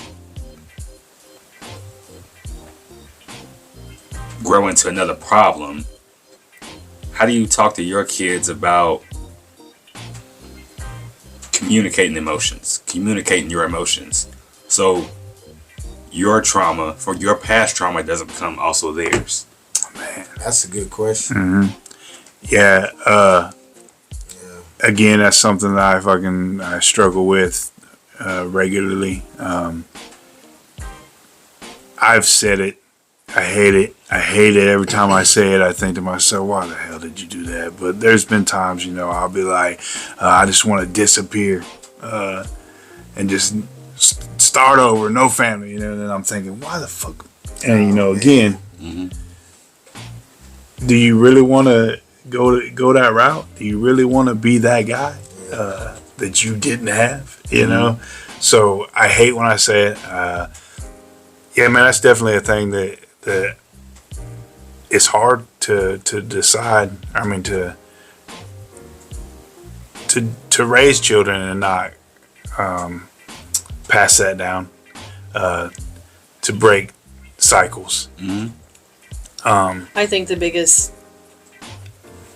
or the best, the most helpful thing, I would say, for my attempt anyways, to not do that, is I feel like I spend a lot of time just talking and asking questions, like to our 17-year-old. Right. We spend, and then before the oldest one moved out, it's like they reach a certain age. I don't know if it's different for boys, because obviously they're only 14 now.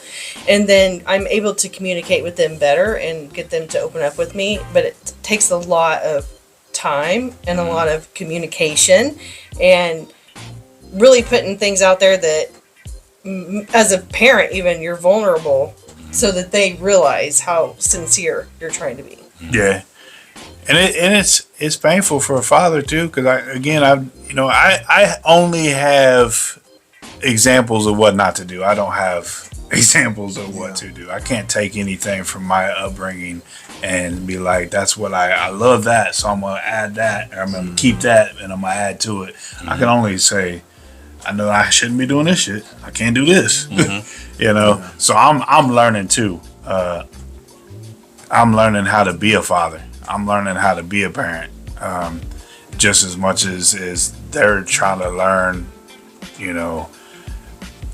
how to act responsibly, or whatever. So it's a struggle. I think one of the biggest things that bothers me the most is they was daddy's princess, ever since they was little bitty, and then they get to a certain age where now dad and them are bumping heads hardcore, and they're relying on her, and now she's the go-to, and you're like, man, what the fuck happened? Yeah. You know what I mean? Like it's a trip. So how do you work through that?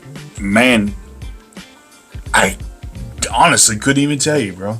I just a lot of times I have to just walk away. A lot of times I have to just go to my room and just think. Because again, I don't know. I only know what not to do.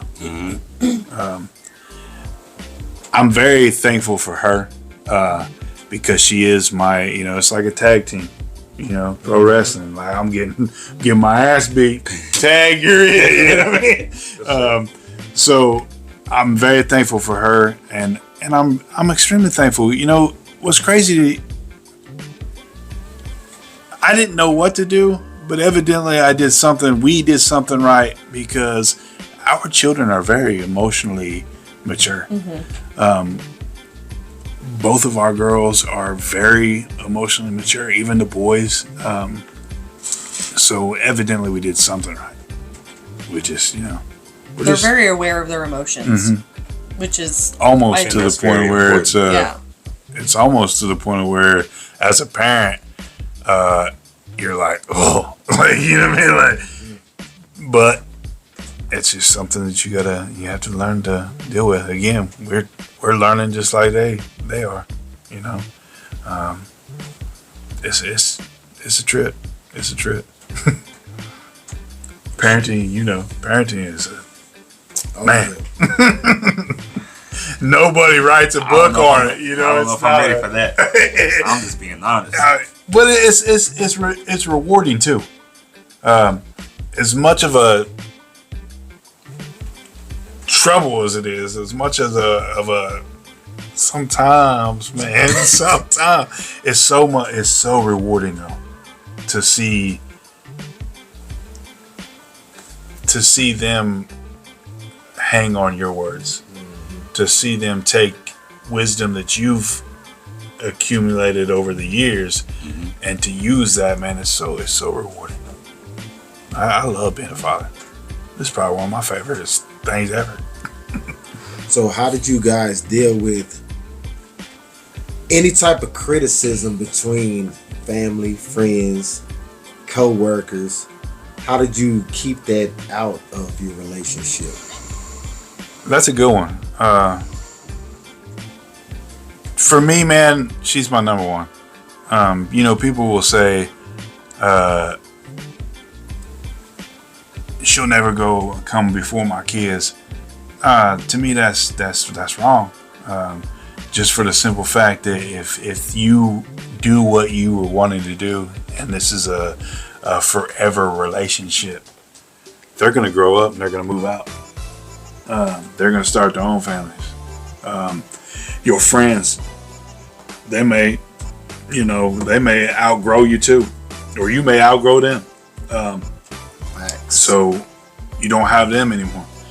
The fact of the matter is if you really truly take a marriage for what it is, or a relationship for what it is and what it should be, she'll be there for me until the day I die, or until the day that she does. That sounds extremely spiritual. How important is that in your relationship? As far as spiritual goes, it's very important. We are not very religious. We're not a big, organized religion. To me is a sham. I don't like organized religion whatsoever. I truly believe in a higher power. There is a Most High, and I think that is you have to have that prayer manifestation to continue that strength in a relationship. And so, spiritually, I think it's very important to have that, so that, again, at the end of the day, man, that's who your forever person is, and so you have to put them number one. Yeah, I just want to go back to when you were asking, how do we keep everything out? And in my opinion, is you always have to choose each other, no matter what.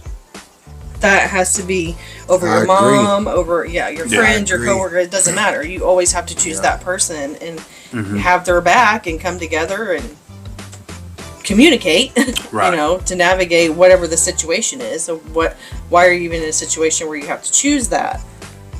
How can we communicate this with my mom, for instance, and fix that relationship? And that goes back to that same thing is, you know, they came from a different generation as well. So all of their understandings of how they seen how things should be is not how we see how things should be.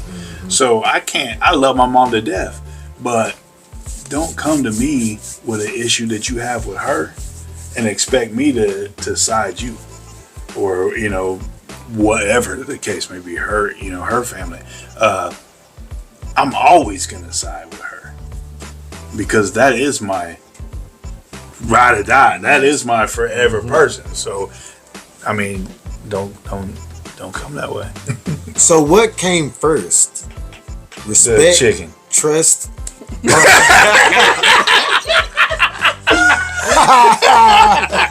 Shit. I mean, how the hell they get here? You ain't Like, lying. wasn't no chicken. And I love some chicken.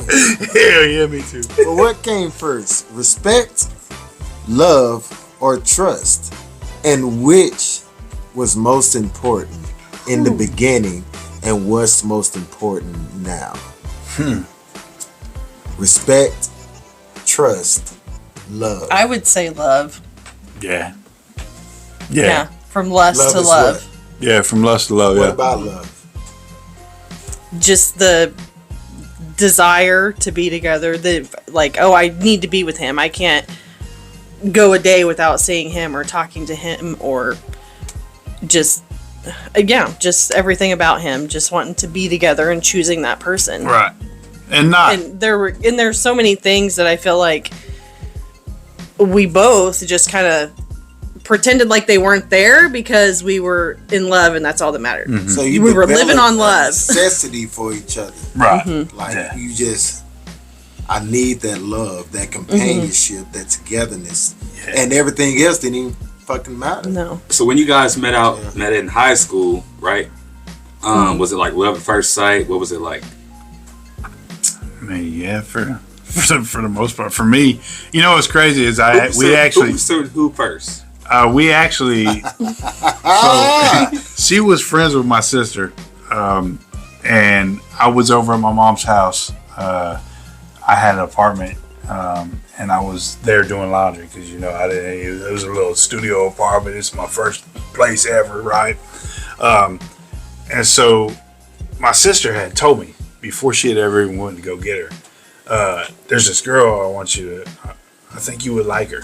See, my sister had tried to hook me up with somebody before this, and at this time, man, I was really into like Dirty South hip hop, bro. Like I had a Dirty South jersey, the crow cut Dickie pants, Saint Lunatics. Right. Bad, dude. Yeah. I mean, I even did the multiple headbands, you know. Like I was bad into it, right? Yeah. And so she tries to hook me up, and I go to pick this girl up. And I pull up to his house, and this girl comes on the porch. She got like the fancy pants for fancy pocket fucking cowgirl pants on. Nice. And you talk. not her. Not me. Not her. Okay, I was about She tried to hook me up with this. She tried to hook me up with this girl, and I'm like, what the? I pull in. I'm like, nah, man. So the date was super awkward. Like it was just not good. It was horrible. So she tells me that she wants me to hook up with it. You know, she wants me to talk to this girl. She really thought I would like her, and I'm like, nah, I'm not doing it. You got me fucked up the last time. We ain't doing this. So then she goes and picks her up. They come walking through the door, and I'm like, well, shit, I mean, she does look good. And I'm like, nah, fuck that, man. I ain't. At the time, and I smoked, what was it? Either Cool. The Cool Blues. Filter Kings. Yeah, Cool Blues. You know, the caddies, the 100. So she comes in and she says, who's smoking menthols? And I'm like, that'd be me. And so she's like, I'll trade you a Marlboro. I think it was Marlboro Red. She's like, I'll trade you a Marlboro Red. And mind you, she's still pretty country. Yeah. Like I'm like, I'm not this thing, but she looked good as a mother. She's like, you want to trade me a red for a menthol? And I'm like, you just have menthol because I don't want that damn red. But then they leave. My sister comes back in. She said, what do you think? And I'm like, man, I mean, she looks good, but goddamn it, I'm not. Yeah. No, she country too. She over here asking me if I want to trade her red. No, fuck, no. But you know, shit happened. Now look at y'all. Yeah. So I owe that to my sister again. Another Amber, man. Thank you. Man, off a cigarette. Yeah. Cigarette and Usher, bro. She come outside. She come outside. We had a little pool. My mom had a pool, above ground pool, so nothing fancy.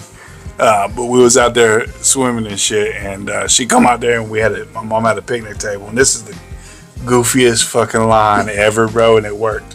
What was the pickup line? She come over there and she said, "Can I sit here or do you bite?" And I said, "No, I don't bite unless you want me to." And then it's just a nipple. And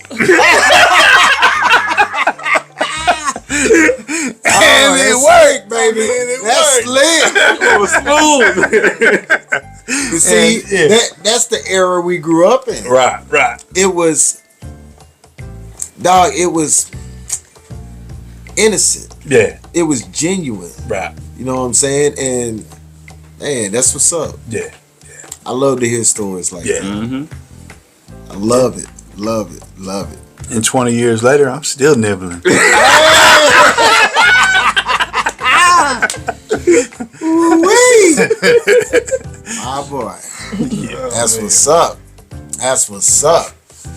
So, where do you see you guys 20 years from now? Traveling. Hopefully. Hopefully all the kids have moved out. Hopefully Did they you see move you away guys from this here area. when you first started? Hmm? Did you see you guys where you are today when you first started? No. No. Do I see us together? Yes. Did I see us where we have built what we have built now? No. I think I seen.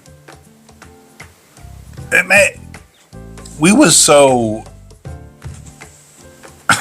head over heels in love that I didn't really see anything other than just, like she said, needing each other.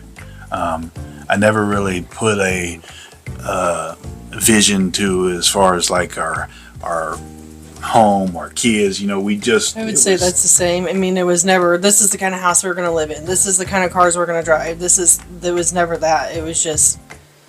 Right. As long as we're together. Yeah. Yeah, for sure. That's real love. Right. Mm-hmm. Yeah. I mean, that's we've been through a lot, man. Mm-hmm. And you know, this is gonna be completely off subject, but when we say we've been through a lot, in 2008, I had an aneurysm. Karma was just a year old, right? Just a year old. Not quite, but. She was in one of those Johnny jump ups in the doorway. I had just did a tattoo on a friend. She had went to the store with our oldest, and then she had started crying. I stood up to go get her and just fell flat on my face, man. I was like, what the? My whole fucking side wouldn't work, almost like a stroke. I crawl back to the couch. I call her. I'm like, hey, I need you to come home. Something's weird. Something ain't right, you know. By the time she got home, man, I couldn't talk. Couldn't get a word out.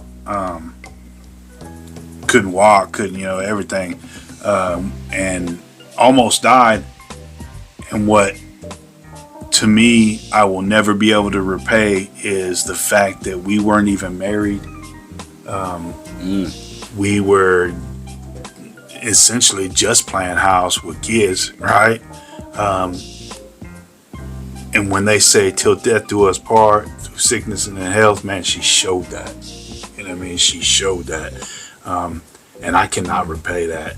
for the life of me. I mean, this is a situation where she bathed me like a child. She wiped my ass like a child. I mean, like, I could not do anything. I was essentially a child, and here she is, young, not married. She ain't got to do that shit. She could have said, "Peace the fuck out." She didn't put no vows in place, right? And she didn't. And she stood by me, and she's built me back up, man. And she's built me up 10 times the man that I ever was. So do you think if you guys started all over today's society, how easy would it be? And would you still be together if you did it all over again today? Do you mean like we just met each other today? In today's society. Because we grew up in a different time. Right. I think it would be extremely difficult, way different than it was. We didn't have social media. Man, we was together for a long ass time before we ever even got. Yeah, till 2012, I think, is when we got social media. So it was already out for many years before we even got on it. So I think it would have been way more difficult, but at the same time, man, she's my person. So I think we'd still be to this day together and still be trying to figure things out, because, you know, I truly believe in soulmates, and I truly believe that everything happens for a reason. And I think if God wants you there and together, it's gonna happen, regardless. No doubt. No doubt. Man, that's heartfelt, genuine love. Old school love. Old school love. That's inspiring. Inspiring, hearing all the great things you guys say about each other. Man, it's just so hard to make it together today and to have the necessity to want to make it. It's really inspiring to hear how you guys went through so much and still today love each other more or the same as you did then. To stick it out, you know, work through the trials and tribulations, dog. Right. Like, yeah, it's definitely work, because we've definitely had some really lows as well as high highs. Yeah. And the older generation wasn't lying when they said that it's work, and you have to put in the work, and you have to choose each other. You do. Right. That's just, especially now with all the access that we have, like you were saying earlier, and the options. But it's well worth it, man. It's well worth the work if you really got your person and you really want. I mean, it's really worth it, for sure. Nice. Man. Yeah. Nothing else? No more questions? That was it. That's it. That's it. It's done. It's a wrap. So yeah, we did it, man. Another show in the books. I think this was a good one too. Oh man, I think this is a really good one. I think that. Hey, thank you so much. Yeah, thank y'all for real. Yeah. Like, man, that's good. Man, you don't realize how lucky we are, man. Well, I was over here about to break down. I'm sitting there lumped up, like, hold on, I'm supposed to be talking. I'm just sitting there listening, like. Ask y'all. Man. Yeah, she's great, man. Y'all great. Shit. Appreciate y'all. I really do. Understanding. Yeah. And that, man, incredible idea to do this. And I think that what's great about it is somebody's going to watch this, or multiple people will watch this, and they will take note. And I think that it'll be things that they can use for themselves. Yeah. To get into a relationship and do it right. I feel like this is something though that could be like a multiple. I just feel like there's so much more that needs to be said, that could be said on relationships. Yeah. Well, we can do part 2, 3. Yeah. Oh yeah. Yeah. I think that is something we need to do. Because you're right. It does. There's so much depth. That's Just what I'm like saying. off the last segment, I went home late and was like, "Dang, bro, I Yeah. could have." Yeah, man, So I did the much same more, shit, man. boy. I did the same shit. So that's what's great about this, though, is we are just getting started. Yeah. This is gonna grow so much and I look do forward to so it. Man, I much had- things. 4 people on the way here. I kept showing them like somebody just told me they watched the podcast. Yeah, Somebody just told me they just watched the podcast, and a lot of them were people I didn't even tell about it. right. So I'm like, how did you even know? And- Social media got an influence. Right. You may not realize it, but it has an influence. Right. Yeah. Yeah, for sure. I'm excited, man. I'm glad that you guys had. It's good, came to genuine, me. man. I Right. appreciate the honesty, revealing, allowing us to come in your home. Mhm. You know, that's a lot of vulnerability, Right. and I think people will respect it as well as accept it. So Yeah, we appreciate it's you. all for real. good. I know the boys appreciate, man. The boys was invited to a black barbecue, man. They official. They That's official. a big compliment. Big compliment. Yes, sir. I'm saying, man. But yeah, man, that's it, man. Wrap this one up, and then next week, man, come up with something new, something exciting, and March 22nd, man. Starting at noon o'clock is what I just said. Noon o'clock. I like it. I'ma Coffeyville, use that. Kansas, man. Noon o'clock. Yeah, we're gonna do it. Spring break kickback. This is a shameless plug, real quick. DJ Crenshaw, man, he gonna be rocking the house like always. King Swerve, I know you gonna be there, man. We're gonna have Yes. fun. We're gonna do some great shit. Community coming together and just celebrating the warmth and the love. That's what it's all about. of coming back, after a long ass, cold ass winter. So it's gonna be great, man. Y'all need to step out, man. Look. Come out and bring the family, bring your friends, your family, your shit. Bring your neighbor kids. Bring the goat. Yeah, bring. Oh, we bringing to go. Oh, we bringing to go. Bring the goat. We're bringing to go. Let's go. Come on out, man. Enjoy some time with a baby goat. Yeah. See the championship that we about to give to somebody in June. Man, come on out, man. I know the belt be out there. Bring your family. If you're an entrepreneur, come out. You Yeah. know, it's a networking event also. It's going to be photographers. If you got a drone, bring it out. Fly it Don't around. bring that bullshit. Leave that at home. That's Hey. a fact. That's a fact. Leave Because it's bullshit all Bullshit free. it's Come this out a and network, man. For real. positive vibes event, man. So come on out. Hey, and it's bring your own beer, man. It's a private private land. So shit, bring beer.